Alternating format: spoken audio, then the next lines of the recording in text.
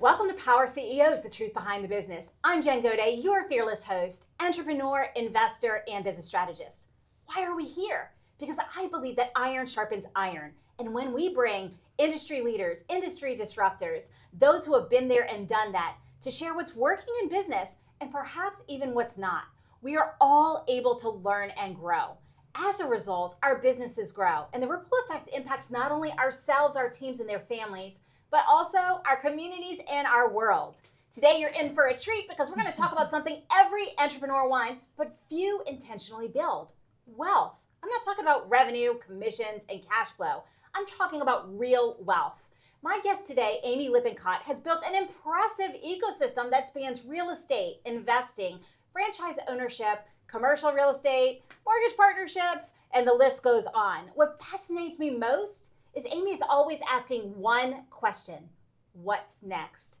Amy, welcome to the show. Thank you so much. I'm so excited to be here. I'm really excited to have this conversation because, seriously, what's next? When did your thinking shift from earning money and building that business and focusing on the cash flow and the revenue to truly building ownership and something that generates wealth for you and your family?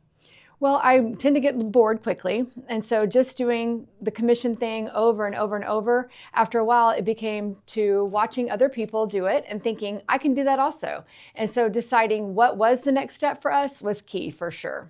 And so what sparked your obsession with what's next? Because when we talked, you maybe asked that, you said that probably 5-6 times the first conversation that we had. So what sparked that what's next obsession? What really is it that drives you? Well, I think for sure I have a driver personality, which helps everything in my mind never stay still. And so then knowing that I wanted to build a legacy for my family and not just be about this one business. What could I do that was going to impact tomorrow and actually 10 years down the road? Okay, so was there a moment in time when you first started this journey where you were like, hey, income and wealth are not the same thing? And what was it like? What was that light bulb moment, if there was one, or was there something that happened that you said, you know what, I need to diversify here? So real estate's a big, big name, right? There's lots of facets to real estate. And so then deciding what did I want to add to our portfolio next? And then most importantly, what could I do with my team together was really, really important to me. And then what things could my family do on their own too to keep growing and not just be about each paycheck living month to month. That part of it was so hard for me. You know, and real estate's been through the ringer recently. We were actually talking at lunch about this. And so with that in mind, you're really fascinated and you're really driven to bring your team along with you and to bring your team along with you even in the investment arena. So talk to me a little bit about what's happening in the real estate market now and why now is the perfect time to be thinking about what is that diversification, what does that investment strategy look like for the real estate professionals out there? So yes, if you haven't been through a full real estate cycle in your career yet, it's coming. You know, you just wait a week even at this moment. Real estate looks different every single week now for us. So the market is ever changing. Interest rates are ever changing. But knowing that that cycle is going to continue and you have to be strong enough to make it through that. And that this is not just a yearly career. This is something that you've dedicated the rest of your life to. So always learning, always growing, always having mentors that are better than you and looking up to other people, and then being able to diversify what your portfolio is so you're not just tied to if this house sells today or tomorrow.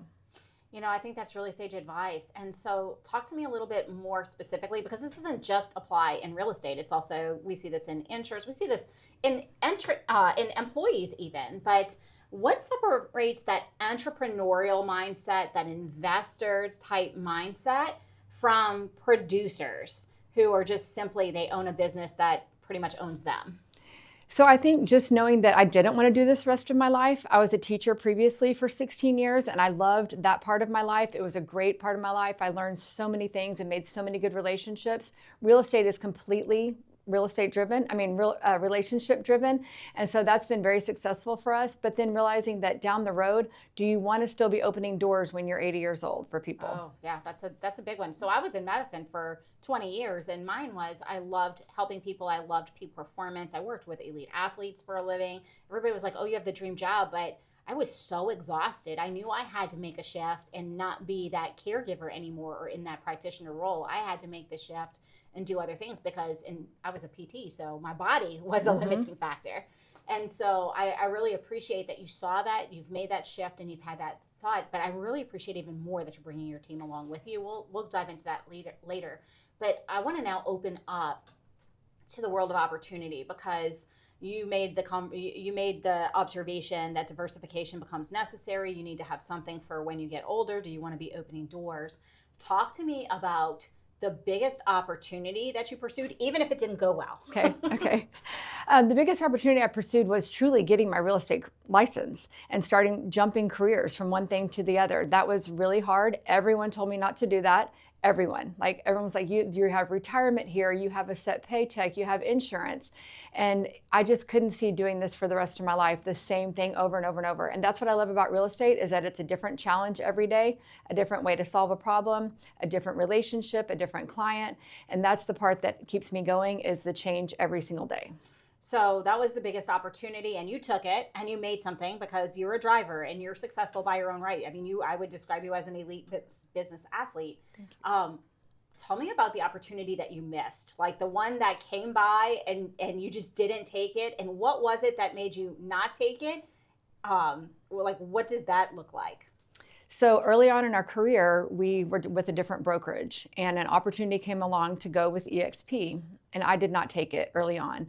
I was scared, and I wanted to stay where it was safe, and I'm super loyal, and I wanted to stay where the loyalty arrived, and I wanted to stay with the same people and just keep growing that and thinking that change would come and believing that change would come, and change did not come. And so I made that decision probably about 4 or 5 years too late. And if I had jumped on, life would look differently. Oh, I'm sure, a lot of times we do that, especially early on when we're first moving into investing too. Like, there's all these opportunities and we're sitting on the sideline, we're waiting for that perfect set of criteria. But folks, let me just tell you, perfect never happens. And it's always more comfortable to be complacent and stay where you are. That discomfort is in moving to something different or getting into something different, but that's where really everything unlocks. So next, let me ask the follow-up question, and that's, opportunities are coming to you every day. I mean, you've been living this life, you have multiple businesses. How do you stay opportunistic, able to catch the diamonds in the rough when they come through without getting distracted by the shiny objects? Ooh, that's a hard question for me, because I like shiny objects and I work really hard to slow my roll. So my brain moves faster than most people's a lot of times in thinking, what's next? So absolutely trying to slow down and really think about what is the best opportunity, and then seeing who can I surround myself with, and then also seeing how does it play into the current opportunities that we have right now, and then who can I involve that can partner with me to move along. So let me ask you about that, because you have multiple businesses in the real estate vertical. How do you weigh which one is the next one you're going to actually take? If, say, you've got 2 or 3 adjacent verticals that make sense, like, how do you decide? What does that decision matrix look like for you? So our 5-year plan is that our team will be a one-stop shop, that we will have a title company, a mortgage company, insurance company, maybe mobile notary company. I don't know what all the opportunities are, but I know that people talk to us about them all the time. And so just deciding that when you come to our team, you don't have to go outside of our team to find anything else. We have it all right there for you, with people that we've vetted, with people that have been successful, and with people that actually get the job done quickly and efficiently. And so how do you make the determination between acquiring a company or a vertical and embedding a partnership, if you will, or JV with some of these other verticals? So I tend to lean more towards the partnership thing, because I believe there's power in partnerships, and those people are always one step ahead, and they're the expert in their field and they know exactly what they're doing. And so if I can learn from them and grow from them, and it depends on who's in the JV also. We just recently joined a title JV. We moved from one to the other, and this one has more power players. It has people that have been there, done that, and that are 10 times more successful than we are. And I want to learn from them. I want to keep growing. I want to keep asking those questions with them. I really like that you said that you're looking at who's at that next level so that you can learn and grow. And we've talked about this on the show a lot. Folks, if you're the smartest person in the room, you're the most successful person in the room, you're in the wrong room, that's going to stunt your growth rather than allow it. And you just heard from Amy, the best opportunity for you is to partner with people who are at that next level so that you can learn from them, grow, and continue to move forward. So I love to have actionable takeaways. I think from this conversation so far, I want you to think about this. Ask yourself, if I stopped working tomorrow, what is going to continue to generate value for me in my business? And if your answer is very little, that's where you want to focus. Focus on how can I build something that isn't reliant upon me and myself in the day-to-day to continue to grow. Because the reality is the goal isn't to build a business that depends on you. That's just a fancy word for a job. The goal is to build assets that create value whether or not you're there. Folks, if you're loving the content, join our Power CEOs Facebook group. Follow me on LinkedIn. Let me know. Let me hear what your questions are. But we do have to take a brief break. And coming up next, Amy has built businesses from scratch. She's bought into existing systems. Which creates more wealth, buying business or building one? The answer might surprise you after these messages.